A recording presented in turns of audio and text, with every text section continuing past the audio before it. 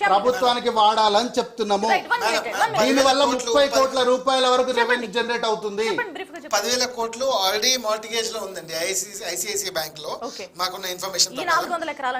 అవునండి. ఇంకోటి ఏంటంటే మా యూనివర్సిటీ ల్యాండ్ ట్రాన్స్ఫర్ చేస్తే గిట ఇన్ కేస్ గవర్నమెంట్ కి అది మా ఈసీ ఆమోదించాలి.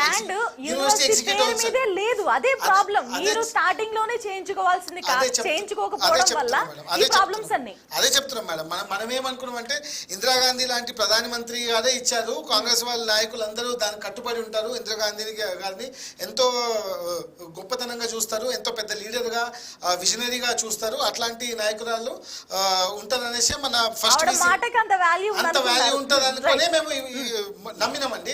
మా ఫస్ట్ వీసీ గారు ఏం చేశారంటే ఇచ్చిన డబ్బుల్లో మొత్తం ప్రహరీ కూడా కట్టారండి మా యూనివర్సిటీకి.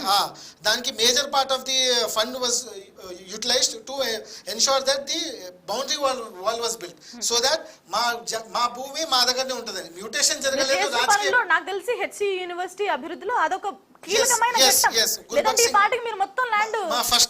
మా ఫస్ట్ వైస్ ఛాన్సలర్ గుల్బక్ సింగ్ గారు అంత విజనరీ, ఇందిరాగాంధీ గారు ఎంత విజనరీ, మా ఫస్ట్ వైస్ ఛాన్సలర్ కూడా అంతే విజనరీ. కాబట్టి చుట్టుముట్టు ప్రహరీ కూడా కొట్టారు. ప్రహరీ కూడా కొట్టిన తర్వాత మనం ఏమనుకున్నాం, ఇందిరాగాంధీ గారి మాటకి అనుబడి ఉంటారు కాంగ్రెస్ నాయకులు ఇప్పుడు కూడా అనుకున్నాం. కానీ దానికి అగేన్స్ట్ గా రేవంత్ రెడ్డి గారు ఇది ఏదైతే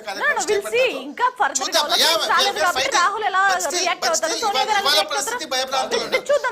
ఇంకో విషయం మేడం, మా press note lo university can occur with the transfer of land allocated to the university can occur with the formal occurrence of the university's executive council as per the clause 9 of the statute 13 which comprises of 6 nominees appointed by the president of India in the capacity of the visitor of the university, which has never happened. ఆ transfer of land జరగందే వీళ్ళు అంత లోపలనే వీళ్ళు declare చేసుకున్నారు. వీళ్ళు అదేంటంటే ISB పక్కన ఉండడము, ప్రైమ్ ఏరియాలో ఉండడము, సో దాన్ని అమ్ముకుంటే డబ్బులు వస్తాయన్న ఆలోచనతో, దురుద్దేశంతో వీళ్ళు ఏంటంటే అదే ల్యాండ్ తీసుకోవడానికి వీళ్ళు ఆకర్షించి 50 జేసీబీలు పెట్టి ఇవాళ మనం మాట్లాడుతుండగా మా యూనివర్సిటీలో ల్యాండ్ క్లియర్ చేస్తారు. ఎన్నో వన్య ప్రాంతాలు, మనం పికాక్ ని చంపడం, peacock is a national bird, ఎన్నో పికాకులు చనిపోయి ఉంటాయి, దాంట్లో ఎన్నో పాములు చనిపోయి ఉంటాయి. సో డెఫినెట్ గా సెంటిమెంట్, బేసిక్ కామన్ సెన్స్. 400 ఎకరాల్లో మాత్రం పికాక్ ఉండదు మేడం. 1400 ఎకరాల్లో 1400 ఎకరాలు కూడా పికాక్ ఉంటది. ఈ యూనివర్సిటీ ఎంట్రన్స్ లో కూడా పికాక్సే ఉంటాయి. కేవలం పికాక్ అని చెప్పి ఇది ఒక సెంటిమెంట్, ఎమోషనల్ గా మాట్లాడడం తప్ప ఉపయోగం లేదు. ఇప్పుడు ఇందాక ఆయన వినిపించిన ఆడియో విన్నారా మేడం? మేము కూడా యూనివర్సిటీలో ఉన్నాం మేడం. నేనేమంటా, ఈ 400 ఎకరాల్లో మాత్రం పికాక్స్ ఉన్నాయా? ఇంకా యూనివర్సిటీ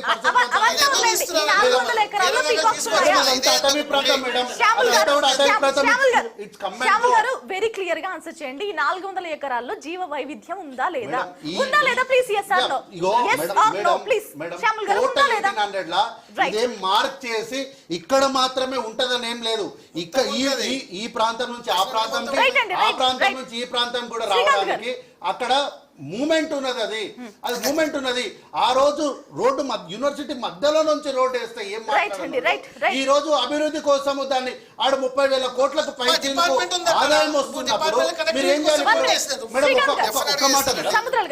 ఒక్క మాట కార్తిక్ గారు మాట్లాడుతూ ఇందాక చాలా పాయింట్స్ మాట్లాడారు, నోట్ చేసుకున్నాను.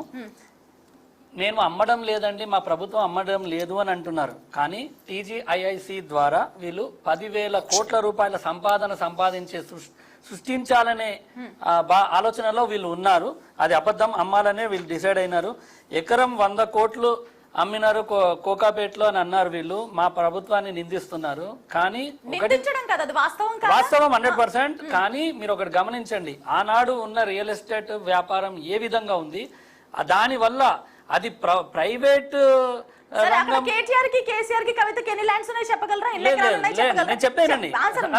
నేను చెప్పానండి. మీరు 100 కోట్లు కోకాపేటలో అమ్మారు, వీళ్ళు అమ్మేసుకున్నారు అని చెప్పి అంటున్నారు. కానీ ప్రైవేట్ రంగానికి ఏదైతే రియల్ ఎస్టేట్ వాళ్ళకే ధీటుగా ఆ రేంజ్ లో అమౌంట్ రావడం అనేది, ఒక ఎకరానికి అంత వచ్చింది అంటే అది హైదరాబాద్ ఇమేజ్ ని పెంచినట్ట, అభివృద్ధి తగ్గించినట్ట.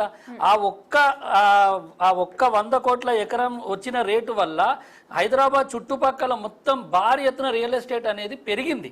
ఇప్పుడున్న పరిస్థితి ఏంటండి? ఇప్పుడున్న పరిస్థితి ఏంటి? రియల్ ఎస్టేట్ మొత్తం, అసలు రియల్ ఎస్టేట్ ఏంటంటే అసలు వాళ్ళని చూస్తేనే కళ్ళల్లో నీళ్లు తిరుగుతున్నాయి వాళ్ళ పరిస్థితి. ఈ ప్రభుత్వం వచ్చినప్పటి నుంచి కేవలం వాళ్ళు ఇచ్చిన హామీలన్నీ వాళ్ళు నెరవేర్చలేరో వాళ్ళకి తెలుసండి. అవి తప్పించుకోవడానికి ఎవరు గొంతెత్తి అడిగే ప్రశ్నించే గొంతు లేకుండా చేయాలనే హైడ్రా పేరుతో ప్రజల మీదకి వెళ్తున్నారు. ఇట్లాంటి పనులు చేస్తుంటూ విద్యార్థులను గొంతు నొక్కుతున్నారు. మీరు ఇంకోటి గమనించండి, పర్యావరణ పరిరక్షణ అంటారు.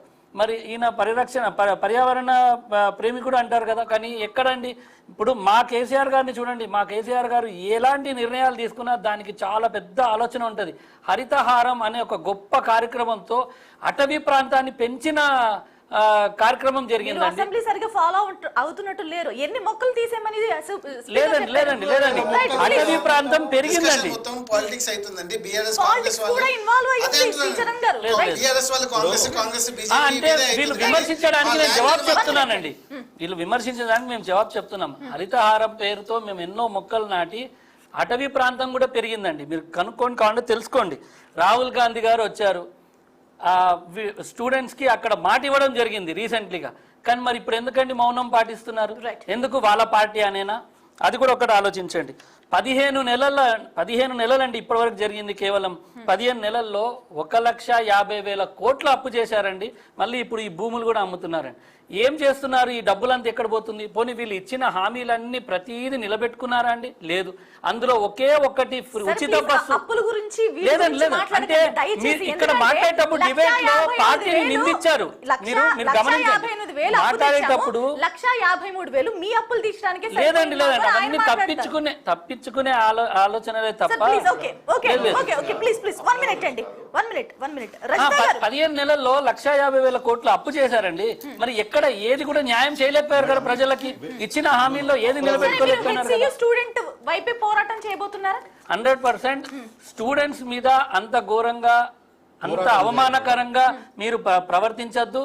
మీరు దయచేసి పోలీసులకు కూడా మీరు చెప్పాలి, వాళ్ళ మీద ఉన్న కేసులన్నీ తీసేయాలి. వీలైనంతే ఈ నిర్ణయాన్ని మీరు వెనక్కి తీసుకోవాలని కోరుకుంటున్నాను. అయితే మేడం, ఇంతకుముందు సార్ అన్నగారు మాట్లాడుకుంటే 10,000 కోట్లు సంపాదించాలన్న టార్గెట్ ఉంది ప్రభుత్వానికి. ఎస్, 100% కట్టుబడి ఉన్నాం. 10,000 కోట్ల రూపాయలు ఈ రాష్ట్రంలో ఆర్థికంగా సంపద చేయాలన్న టార్గెట్ ఉంది. అయితే అమ్ముకొని చేయాలని లేదు మేడం. మాకు అమ్ముకొని చేయాలని లేదు. పని చేసి ప్రొడక్టివిటీ ద్వారా, ఉద్యోగాలు ఇవ్వడం ద్వారా, అక్కడ కంపెనీస్ రావడం ద్వారా, పెట్టుబడులు రావడం ద్వారా మేము అట్లా సంపాదించుకోవాలనుకుంటున్నాము. ఈ రోజు 100 కోట్లకు అమ్మడం వల్ల హైదరాబాద్ బ్రాండ్ ఇమేజ్ పెరిగిందంట. ఏంది మేడం బ్రాండ్ ఇమేజ్ పెరిగేది?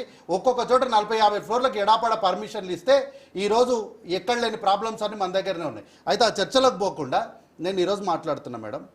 ఇంతకుముందు నేను చెప్పింది పాలసీ, అఫారెస్టేషన్ పాలసీ అని అంటారు. కాబట్టి ఈ 400 ఎకరాలలో ఏవైతే చెట్ల నిర్మూలన, ఎంతైతే ప్రొడక్టివిటీ అంటే ఆక్సిజన్ ప్రొడక్టివిటీ 1:10 రేషియోలో మీరు చెట్లు నాటుతారు. 100% చేస్తాం. కానీ ఈ ప్లేస్ ఎందుకు ఎంచుకున్నారు అనేది వాళ్ళ క్వశ్చన్. ఎందుకు అంటే మేడం, మా ల్యాండ్స్ పైన మీ హక్కు ఏంటి మేడం? అది హెచ్యుకి సంబంధించిన ల్యాండ్ కాదు మేడం. అది క్లియర్ గా కోర్టు డైరెక్షన్స్ ఇచ్చింది. దానిపైన కోర్టు డైరెక్షన్స్ అది బిల్లీ రావుది కాదు. ఏదైతే ఐఎంజీ భారత్ కి అలొకేట్ చేశారో స్పోర్ట్స్ అనే సంథింగ్, ఆ కమిటీది కాదు. ఇది ఇక్కడ గవర్నమెంట్ రెండు సెపరేట్ ఎలా చూస్తాం? అసలు రిజిస్ట్రేషన్ లేనప్పుడు మేడం అది పక్కన ఇప్పుడు కట్టిన స్టేడియం కూడా అది గవర్నమెంట్ ల్యాండ్ అంతే కదా సార్. ఇప్పుడు కట్టిన